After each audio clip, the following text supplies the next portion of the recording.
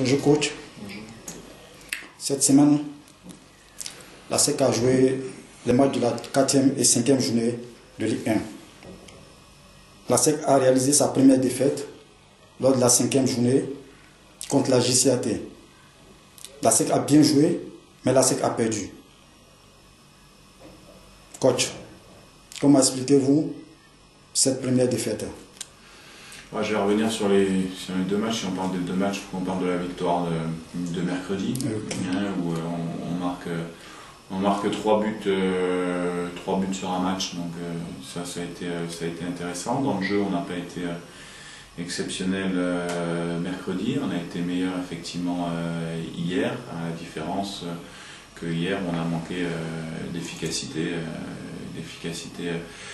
Offensive, c'est ce genre de match sur lequel vous jouez bien, enfin vous jouez correctement. Si vous jouez vraiment très très bien, la finition fait partie du jeu au football, donc vous gagnez les matchs, mais on fait un de nos meilleurs matchs depuis le début de saison.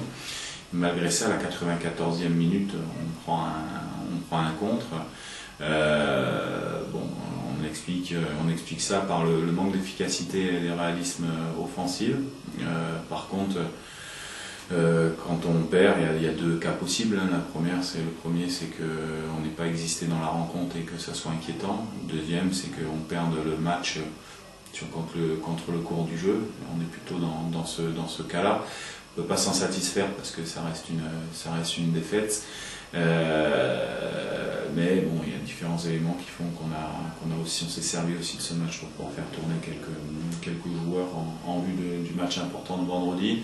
Donc ça déséquilibre un petit peu l'équipe. Et puis on est un peu moins bon dans nos automatismes et on est un peu moins performant dans l'efficacité offensive. Ok, coach, vous venez de le dire, le turnover est maintenant effectif au niveau de la SEC Mimosa. Des joueurs comme Kone Yuba, Yann Wilfried ou même Kone Tiezan ont du temps de jeu pour s'ajouter aux titulaires habituels. À quoi répondent ces changements au niveau de l'équipe et quelles sont les satisfactions et les déceptions? Au niveau de l'objectif, ça répond forcément à garder sous pression tout le monde. Il y a certains joueurs qui travaillent depuis 2 mois maintenant, 2 mois qui n'ont pas participé à des matchs officiels. Donc il faut les voir en situation. J'étais très satisfait de gagner mercredi, ça me donnait un petit peu d'air au classement pour pouvoir le réaliser un peu plus, on va dire entre guillemets, facilement.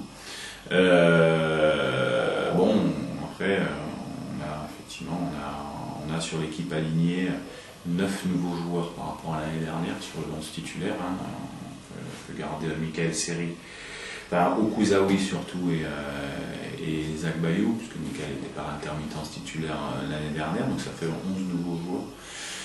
nouveaux joueurs, pardon. Donc les satisfactions, elles sont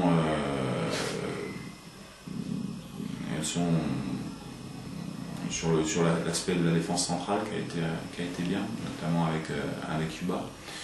J'ai été un peu déçu de la prestation de Yann sur le côté gauche, notamment sur l'aspect offensif de la chose, puisqu'on a eu un côté droit beaucoup plus fort offensivement qu'un côté gauche. Et par rapport au système de jeu qu'on avait mis en place, qui était un système en losange, ça laissait quand même pas mal d'espace au latéral pour aller apporter le surnombre offensif, ce qui n'a pas fait, à la différence de Ouattara, qui malheureusement n'a pas été efficace sur l'action qu'il a, parce que sinon il marque le but. Et puis j'ai trouvé aussi qu'offensivement on avait pêché dans le poids offensif, malgré qu'on joue à 2 attaquants avec Samba et avec Tiezan.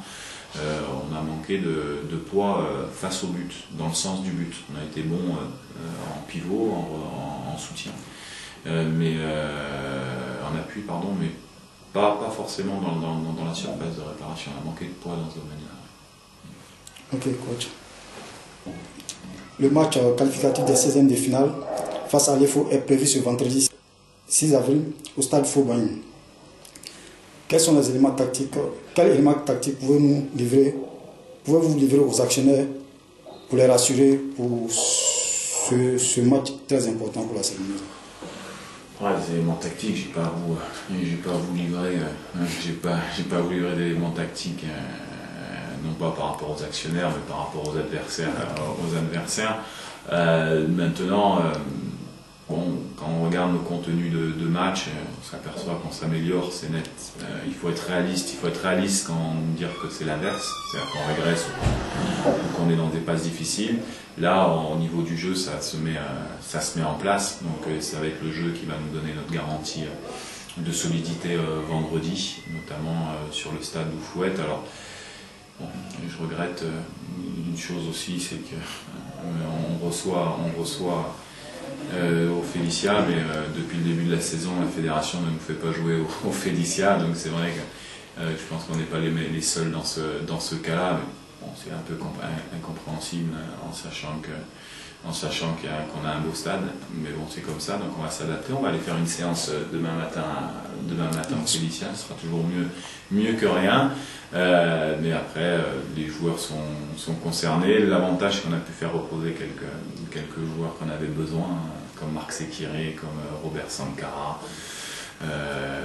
Donc bon, on va livrer ce match le plus sérieusement possible, sans prendre en considération, en tout cas dans le début du match, le match aller. C'est-à-dire qu'il faut qu'on mette un but de plus que l'adversaire le plus rapidement possible pour pouvoir après avoir un matelas à gérer sur la fin de la rencontre et éviter les mésaventures qu'on a eues hier. Alors c'est peut-être un mal pour un bien, ça va nous rappeler qu'effectivement si on est à 0-0 ou si on est à 1 en étant qualifié à 10 minutes de la fin contre le FEO, il faudra faire attention parce qu'on est capable de prendre un contre à la 94e minute.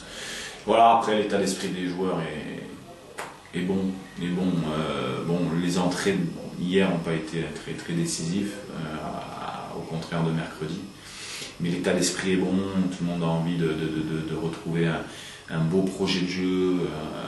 Donc c'est une déception parce qu'on ne peut pas se satisfaire de perdre le match contre la JCA parce que c'est un adversaire qui nous a été inférieur sur le match, hein, mais qui a bien joué comme il devait jouer en contre.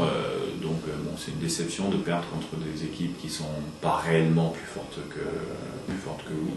Mais il y a des signes qui font que je pense qu'on est sur la bonne voie. Ok, merci coach. Merci. Bonne chance. Merci beaucoup.